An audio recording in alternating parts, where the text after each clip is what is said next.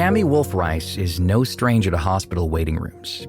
Her son, Christopher, was diagnosed with a colon disease as a young boy and was in and out of the doctor's office for years. As a senior in high school, Christopher underwent a procedure to have his entire large intestine removed. And this is right when Purdue Pharma came out with the wonder drug, OxyContin. And so we didn't know. I mean, we just listen to doctors, right? We don't think about asking questions. And we went home with 90 OxyContins. And now looking back, he was devastated and became addicted just with that one prescription. Christopher went on to struggle with opioid addiction for years after his surgery. Rice says they weren't taught the dangers of these drugs or how to safely taper her son off when they were no longer necessary. At the age of 32, Christopher died from an overdose. Rice decided she couldn't let the cycle continue and rip apart another family, so she created life care specialists. It really was about taking my pain and turning it into purpose. And that's really what's helped me grieve the loss of my son, is being able to provide everything that he did not have when he had a health crisis and that I didn't have as a caretaker. I'm really just trying to help other people from going through the pain that I've gone through.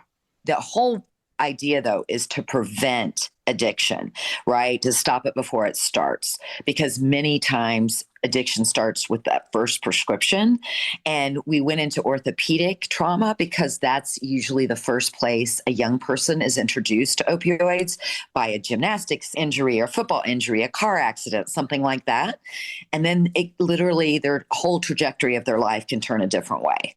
Rice realized that we have coaches for everything from sports to investing, so why don't hospitals have a position solely dedicated to getting patients through a health crisis?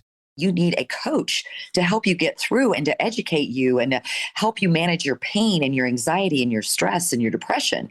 And nurses don't have time to do that. And so I built this position based on everything that Christopher didn't have. And then I was fortunate enough to meet Dr. Mara Shanker, the chief of surgery at Grady. And, you have to have a champion in a hospital. And she literally, we became locked and loaded, and we did a clinical trial for 2 years. All through COVID, we were able to continue our trial. And now we're expanding. I mean, it's really taking off because it's a missing piece on the healthcare team. Grady Memorial Hospital, where Dr. Mara Shanker is the chief of orthopedics, was ground zero for this new program.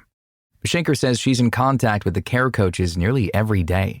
My vision truly aligns with Cammie's vision. When we thought about this 5 years ago, she came at it from the perspective of a parent who had a son who was in the hospital. And I come at it from the perspective of being a physician who wants to help, but may not necessarily have the resources. And the two combined became this concept of the care coach. At Shanker's hospital, the care coaches are on her floor to help the orthopedic trauma patients. They provide information about opioids and how to safely use the drugs to manage pain. Though it may seem hard to believe given the rates of opioid use in America, Rice says some people don't have any knowledge about the prescription medication. Many patients don't even know they're taking an opioid or what an opioid is. And we do follow up with patients, which is so critical to make sure that they're off of. Sometimes you have to be on an opioid, but the key is getting off of the opioid in a timely fashion. And we talk about the side effects. And so we try to give alternatives to things that you can do for pain besides taking that pill. Which Rice believes can save lives, especially since 1 in 4 patients using opioids as a long-term therapy end up with an addiction, according to the CDC. Unfortunately, many addictions end in death. In fact, 76% of all drug overdose deaths in 2023 involved an opioid, which is 1% higher than 2020. One thing that we were hoping to do with this is to decrease reliance on pain medications. So when I was in medical training, we were told, somebody has pain, how you treat pain is with a pill.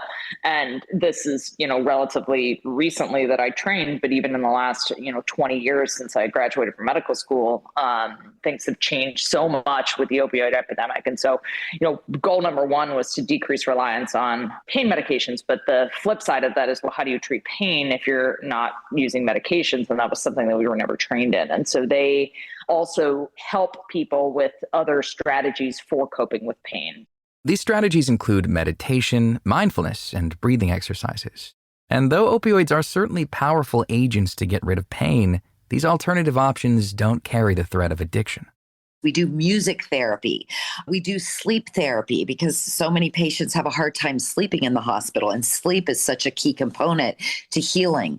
So we have all kinds of tools in the toolkit, but they also do an assessment of the patient because it's not one size fits all. What helps me might be very different than would help you when you're in pain. So you really have to assess the patient to understand what's best that's going to help them get through that time. And sometimes having an individual assessment is valuable for more than just pain management. Schenker says the care specialists are often able to notice underlying issues that would usually be overlooked in the hustle and bustle of any hospital. So sometimes patients come in with a history of alcohol misuse or other substances that we would have never found out because they come in with a broken leg and we treat their broken leg and that's it.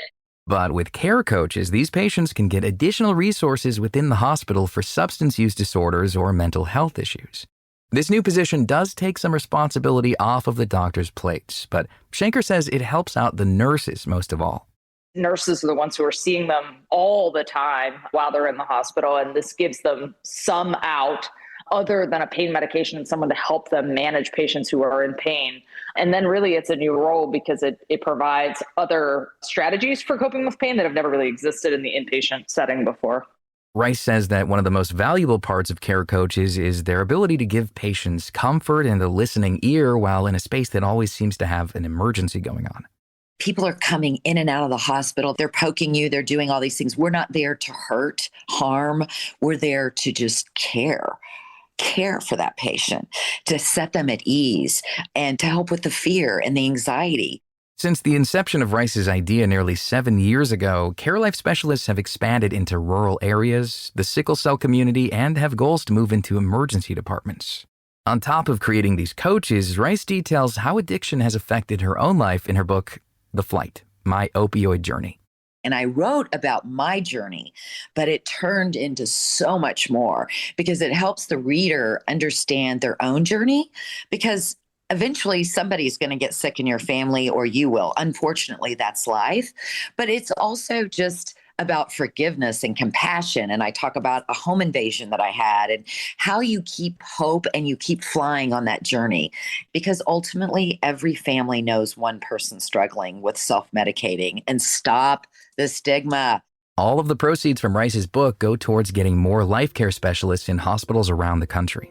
The Flight is available now wherever books are sold. You can find more information about Cami Wolf Price, Dr. Mara Schenker, and all of our guests on our website, radiohealthjournal.org. This segment originally aired in February 2023. Our writer-producer is Kristen Farah. Our production manager is Jason Dickey. I'm Greg Johnson.